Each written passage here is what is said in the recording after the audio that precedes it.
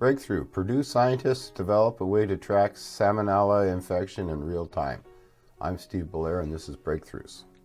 When bacteria like salmonella infect and sicken people, they hijack a person's cell proteins to develop a defense against an immune response. Understanding how that works and developing methods for defending against these bacteria is difficult because scientists haven't been able to track the hundreds of proteins involved in real time. Now, Andy Teo, a Purdue University professor of biochemistry, and colleagues at Purdue and Fudan University in China have developed a chemical method, host and pathogen temporal interacting profiling, or HAPTIP, for labeling a living bacteria and tracking it as it invades a host cell.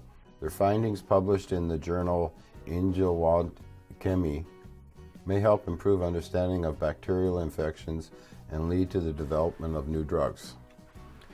The interaction between host cells and pathogens are highly dramatic and complex, with many questions to be answered.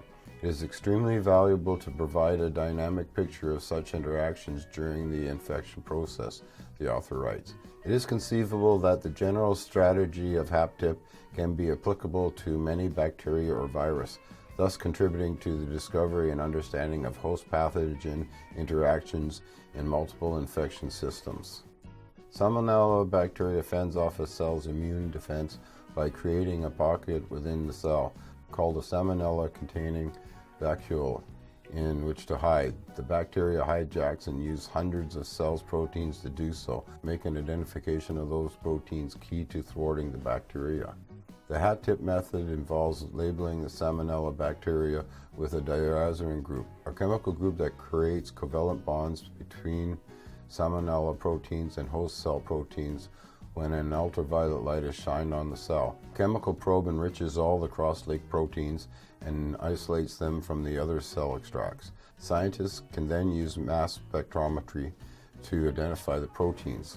One of the method's strengths is that it can work at any point after salmonella has been introduced into the healthy cell. In their findings, the scientists test the method at 15 minutes, 1 hour, and 6 hours after salmonella infected a cell and identified more than 400 proteins interacting with the salmonella bacteria.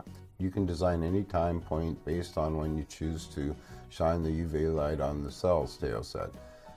By looking at which proteins are interacting with the bacteria at those different times, we can determine the method the bacteria are using to hijack the cell, which will differ as time passes.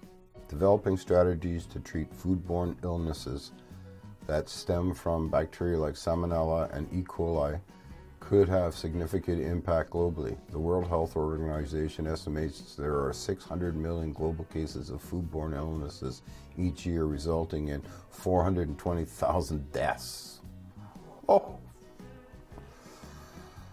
I'll leave a link to the story in the description below, and as usual, please like, share, subscribe, and take care.